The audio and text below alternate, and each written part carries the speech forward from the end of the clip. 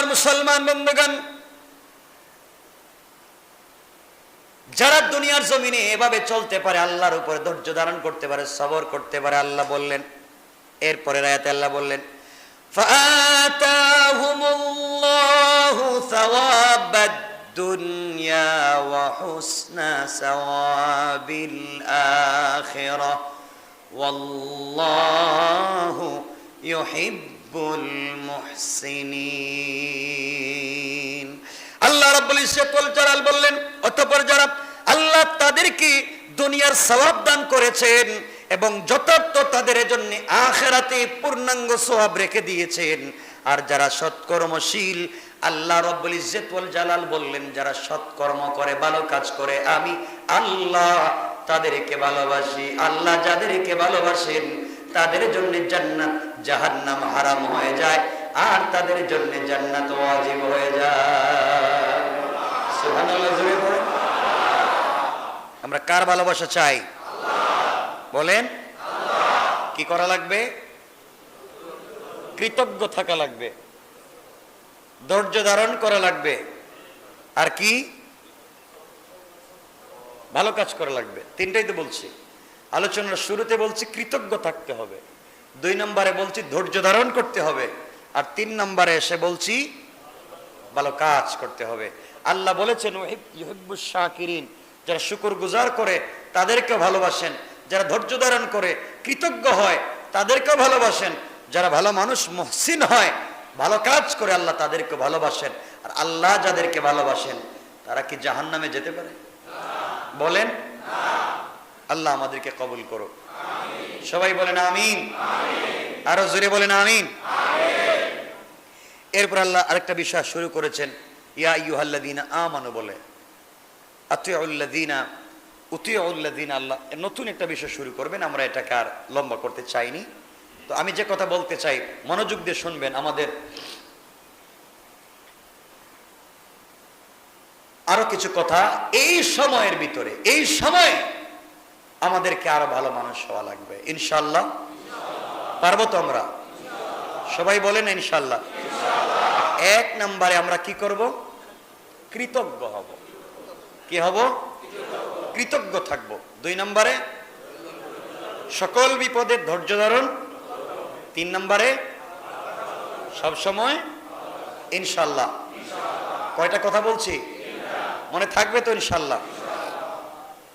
আমার কাছে অনেকগুলা প্রশ্ন আছে আপনাদের, আমি সবগুলা প্রশ্নের উত্তর দিতে পারবো না, যেহেতু আলোচনা সংক্ষেপ করতেছি।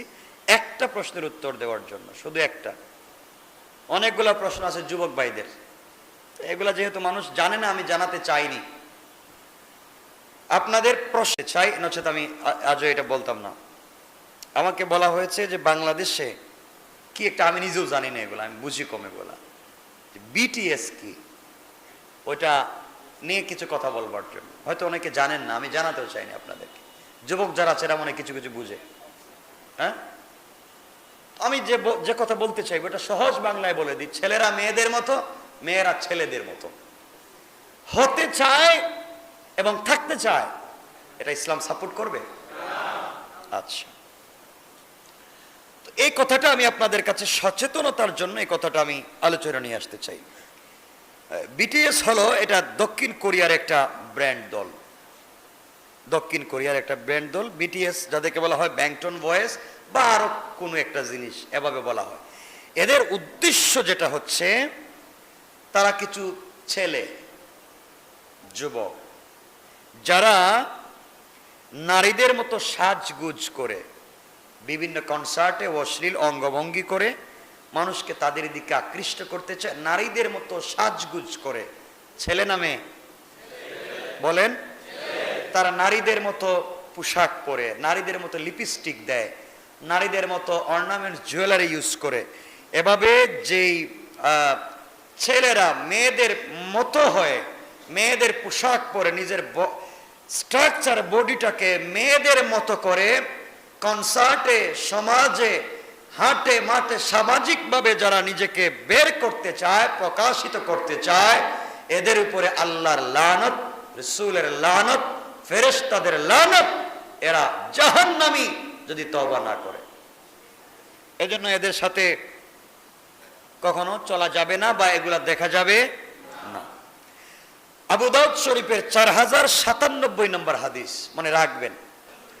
রাসূল সাল্লাল্লাহু আলাইহি ওয়াসাল্লাম হযরত ইবনে আব্বাস রাদিয়াল্লাহু তাআলা আনহু বর্ণনা করেছেন, রাসূল সাল্লাল্লাহু আলাইহি ওয়াসাল্লাম অভিশাপ দিয়েছেন যেসব নারী পুরুষের বেশ ধারণ করে এবং যেসব পুরুষ নারীদের বেশ ধারণ করে এদের উপরে রাসূল অভিশাপ দিয়েছেন।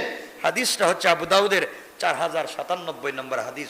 সুতরাং কোন পুরুষ যদি নারীর বেশ ধারণ করে, কোন নারী যদি পুরুষের বেশ ধারণ করে, এটা হালাল না হারাম? বলেন। আজ পুরুষেরা টাকনুর নিচে পোশাক পরে আর মেয়েরা টাকনুর উপরে প্যান্ট পরে। কথা বলেন না কেন? আজ পুরুষেরা নাকে ফুল দে, কানে দুল দে, ব্রেসলাইট লাগায়, নারীদের মতো হয়ে চলাফেরা করে, নারীরা পুরুষদের পোশাক ইউজ করে। এটাকে আপনারা যদিও বিভিন্ন সংস্কৃতি বলেন না কেন, ইসলাম এগুলাকে কখনো সাপোর্ট দেয়নি, ভবিষ্যতেও দিবে না। কথা কি বুঝতে পেরেছেন? এজন্য এগুলা করবেন না, ইনশাআল্লাহ বলেন। আচ্ছা, এই সমস্ত যারা বিটিএস বা যাই হোক, এরা নিজেদের শরীরে কিছু ট্যাটু অঙ্কন করে, বা এরা ছাড়া বিভিন্ন ছেলে মেয়েরা শরীরের মধ্যে ট্যাটু অঙ্কন করে, আছে না? দাজ্জালের এক চোখ নিজের হাতে পায়ে লাগাইয়া দেয়, আছে না? শরীরের মধ্যে ট্যাটু অঙ্কন করে, এগুলোর মাধ্যমে তারা দাজ্জালকে প্রমোট করে। রাসূল সাল্লাল্লাহু আলাইহি ওয়াসাল্লাম বুখারী শরীফের 5948 নম্বর হাদিস, রাসূল সাল্লাল্লাহু আলাইহি ওয়াসাল্লাম বলেছেন, আব্দুল্লাহ ইবনে মাসউদ থেকে বর্ণিত, নবীজি বলেছেন, সৌন্দর্য বাড়াবার জন্য যে নারী ট্যাটু আঁকে এবং আঁকায় তাদের উপরে আল্লাহর লানত। সৌন্দর্যকে বাড়াবার জন্য যারা ট্যাটু আঁকে এবং আঁকায়, আল্লাহ রাসূল বলেছেন তাদের উপরে কি? লানত। শুনতেছি অনেক নাকি এদেরকে খুব ভালোবাসে, তাদেরকে প্রমোট করে। আল্লাহ আমাদেরকে হেফাজত করুক, বলেন আমিন। রাসূল সাল্লাল্লাহু আলাইহি ওয়াসাল্লাম আরেকটা হাদিসে, ইবনে ওমর থেকে বর্ণিত হাদিস, রাসূল বলেছেন, মান তাশাব্বাহা বিকাউমিন ফাহুয়া মিনহুম। নবীজি বলেছেন, যে ব্যক্তি বিজাতির সাদৃশ্য অবলম্বন করবে সে তাদের দলভুক্ত গণ্য হবে। অর্থাৎ আপনি যার মতো চলতে থাকবেন, কিয়ামতের দিন তার মতো হয়েই আপনি উঠবেন। এখন আপনি কাকে ফলো করবেন, কার চরিত্র, কার আদর্শ ফলো করে উঠতে চাইবেন, এটা সিদ্ধান্ত আপনাদের। আমি আপনাদের উপরে চাপাইয়া দিতে চাই না। আপনি কি রাসূলের চরিত্র গ্রহণ করতে চান, আপনি কি আবু বকর ওমরের চরিত্র গ্রহণ করতে চান, কিয়ামতের দিন তাদের সাথে উঠবেন। নচেত আপনি চরিত্রহীন নির্লজ্জ এই যুবক যুবতীদের বেহায়া বিজাতীয় সংস্কৃতি অনুসরণ করতে চান, কিয়ামতের দিন আপনি উঠবেন তাদের সাথে। এর জন্য আপনি আপনার ছেলে মেয়েকে এই সমস্ত অন্যায় থেকে বাঁচাবার চেষ্টা করবেন, বলেন আমিন। সূরা নূরের 19 নম্বর আয়াতে আল্লাহ রাব্বুল ইজ্জত ওয়াল জালাল বলেছেন, যারা পছন্দ করে মুমিনদের মধ্যে অশ্লীলতার বিস্তৃতি ঘটুক, তাদের জন্য আল্লাহ বলেছেন দুনিয়াতে এবং আখিরাতে রয়েছে ভয়াবহ শাস্তি।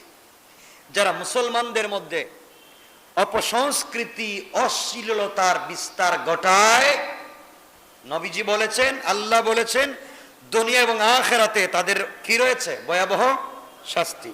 আল্লাহ বলছেন তারা জানে না তাদের উপরে কোন ধরনের আযাব দেয়া হবে। এই জন্য আল্লাহকে ওয়াস্তে, এটা শুধু না, আমরা যারা পুরুষ আছে তারা কেন নারীদের মতো হতে যাবে, নারী যারা আছে তারা কেন পুরুষদের মতো হতে যাবে? আল্লাহ তো বলেছেন, লাকাদ খালাকনাল ইনসানা ফি আহসানি তাকওয়িম। আমি যাকে যেভাবে বানিয়েছি পৃথিবীর সবথেকে সুন্দর ডাইস দিয়ে বানিয়েছি। সুবহানাল্লাহ। আমি মিথ্যা বললাম? তা আমাকে কি এখন মেয়ে হওয়া লাগবে? বলেন, মেয়েকে কি ছেলে হওয়া লাগবে? এগুলো করবেন না। আপনার ছেলেকে, আপনার মেয়েকে ওগুলার থেকে হেফাজত করবেন। সবাই বলেন আমিন। সবাই বলেন আমিন। আমার কথাগুলো মনে রাখবেন। আমি বলেছি কাউকে গালি দেওয়ার জন্য নয়, কাউকে কষ্ট দেওয়ার জন্য নয়। আমরা মুসলিম, আমরা চাইবো চলার পথে কবরে যাওয়া পর্যন্ত মুসলিমই থাকতে। মুসলিমদের পোশাক, মুসলিমদের কৃষ্টি, কালচার, তাহজিব, তামাদ্দুন আমাদের জিন্দেগিতে যেন বাস্তবায়িত হয়। আল্লাহ আমাদের সবাইকে হেফাজত করুক। সকলে পড়েন আমিন। কারো কোনো প্রশ্ন আছে থাকলে বলুন, 1 মিনিট আমরা মোনাজাত করব।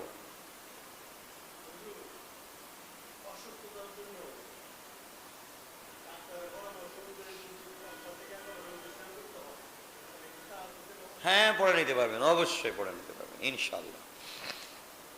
কারো কোনো প্রশ্ন আছে? আমরা আলোচনা সংক্ষেপ করে দিচ্ছি, আমরা দোয়া করব এখন ইনশাআল্লাহ। কারো কিছু নাই?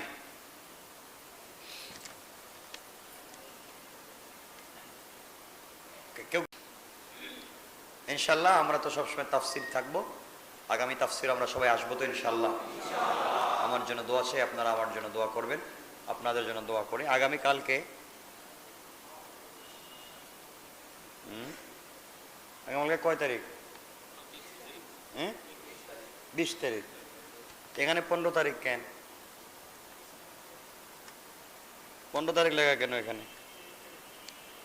আচ্ছা, আজকে আগামীকালকে 20 তারিখ শনিবার বাদ মাগরিব থেকে এই মসজিদে, আমাদের মসজিদে বাংলাদেশ মুজাহিদ কমিটির পক্ষ থেকে সব গুজারি হবে এবং ইসলাহি আলোচনা হবে বাদ মাগরিব থেকে এখানে। কথা বুঝতে পেরেছেন? আপনাদের সবার দাওয়াত, বাদ মাগরিব থেকে এই মসজিদে আলোচনা হবে ইনশাল্লাহ। আল্লাহ চাহে তো আমিও থাকবো ইনশাল্লাহ। বাদ মাগরিব আলোচনা করবেন মাওলানা মুফতি আব্দুর রহমান বেতাগী, উনিও আলোচনায় থাকবেন এবং আমিও থাকবো ইনশাআল্লাহ, আল্লাহ যদি কবুল করেন। কালকে বাদ মাগরিব নাকি? বাদ মাগরিব থেকে ইনশাআল্লাহ। আল্লাহুম্মা সাল্লি আলা মুহাম্মদ ওয়া আলা আলি মুহাম্মদ কামা সাল্লাইতা আলা ইব্রাহিম ওয়া আলা আলি ইব্রাহিম ইন্নাকা হামিদুম মাজিদ। আল্লাহুম্মা বারিক আলা মুহাম্মদ ওয়া আলা আলি মুহাম্মদ কামা বারাকতা আলা ইব্রাহিম ওয়া আলা আলি ইব্রাহিম ইন্নাকা হামিদুম মাজিদ। আস্তাগফিরুল্লাহ ইন্নাল্লাহা গফুরুর রহিম। আস্তাগফিরুল্লাহাল্লাযী লা ইলাহা ইল্লা হুয়াল হাইয়ুল কাইয়্যুম ওয়া আতুবু ইলাইহি। লা হাওলা ওয়া লা কুওয়াতা ইল্লা বিল্লাহিল আলিয়্যিল আযীম। আমরা সবাই আসবার চেষ্টা করব কালকে ইনশাআল্লাহ। আল্লাহুম্মা আমিন। আলহামদুলিল্লাহিল্লাযী হাদানা লিহাযা ওয়া মা কুন্না লিনাহতাদিয়া লাওলা আন হাদানাল্লাহ। লাকাদ জাআত রুসুলু রাব্বিনা বিল হক। রব্বানা যালামনা আনফুসানা ওয়া ইল্লাম তাগফির লানা ওয়া তারহামনা লানাকুনান্না মিনাল খাসিরিন। রব্বানা আতিনা ফিদ দুনিয়া হাসানা ওয়া ফিল আখিরাতি হাসানা ওয়া কিনা আযাবান নার ওয়া আদখিলনাল জান্নাতা মা'আল মুত্তাকিনা ওয়াল আবরার। আল্লাহুম্মা ইগফির লানা ওয়া লিওয়ালিদাইনা রব্বিরহামহুমা কামা রব্বায়ানি সগীরা। আমনি গুনার বোঝা মাথায় নিয়ে হাত উঠে ধরেছি আল্লাহ তাআলা। সর্বপ্রথম গোটা জিন্দেগির গুনার উপর লজ্জিত হয় তাওবা করলাম। গুনে মায় গুনে আমাদের তামাম জিন্দেগির তামাম গুনাহগুলোকে তুমি মাফ করে দাও। আয় আল্লাহ তাআলা, আমরা যারা হাত উঠে ধরেছি মুনিব, আয় আল্লাহ আমাদের হায়াতের মধ্যে বারাকা দান ফরমাও, আমাদের রিজিকের মধ্যে বারাকা দান ফরমাও, আমাদের অসুস্থতাদেরকে সুস্থতা দান ফরমাও, আমাদের বাচ্চাদেরকে আলিম হাফিজ বানাও। আল্লাহ আমরা যারা হাত উঠাইলাম, আল্লাহ মানুষ শয়তান জিন শয়তানের তামাম ওয়াসওয়াসা খারাপি থেকে বাঁচাও। আল্লাহ আপনি আপনার হাবিবকে বলেছেন মিনাল জিন্নাতি ওয়ান নাস, মানুষ শয়তান জিন শয়তান থেকে বাঁচাও। আল্লাহ আমাদেরকে বাঁচাও। আয় আল্লাহ, যেই সমস্ত মানুষেরা হিংসা করে আমাদেরকে বিপদে ফেলতে চায়, আল্লাহ তাদেরকে হেদায়েত দান ফরমাও। হিদায়াত না থাকলে নমরুদ ফেরাউনের মতো ধ্বংস করে দাও। ইয়া আল্লাহ, নমরুদ ফেরাউনের মতো ধ্বংস করে দাও। আয় আল্লাহ, আমাদের সবাইকে তুমি কবুল করে নাও, আমাদের পরিবারকে তুমি কবুল করে নাও, আমাদের মা বাপ যাদের কবরে, মা বাবার কবরকে জান্নাত বানাইয়া দাও। আমাদের যাদের মাতা পিতা বেঁচে আছেন হায়াত বাড়াইয়া দাও, সুস্থ রাখো আল্লাহ। এই মানুষগুলো তোমার খাস মায়ার বান্দাগণ। আয় আল্লাহ তাআলা বিভিন্ন জায়গা থেকে দৌড়াইয়া তোমার কোরআনের প্রেমে এসেছে। আয় আল্লাহ, আমাদের এই বসাকে তুমি কবুল করে জান্নাত দিয়ে দিও আল্লাহ। ইয়া আল্লাহ, আজকের এই বসার মাধ্যমে ওসিলায় আমাদের জিন্দেগীর গুনাহকে মাফ করে দাও আল্লাহ। আল্লাহ, তুমি আমাদের সবাইকে মাফ করে দাও। আল্লাহ, তুমি আমাদের সবাইকে মাফ করে দাও। সাল্লাল্লাহু তাআলা আলান নবী ওয়া আলা আলিহি ওয়া সাহবিহি আজমাইন ওয়ারহামনা মা'হুম বিরহমাতিকা ইয়া আরহামার রাহিমিন। আসসালামু আলাইকুম।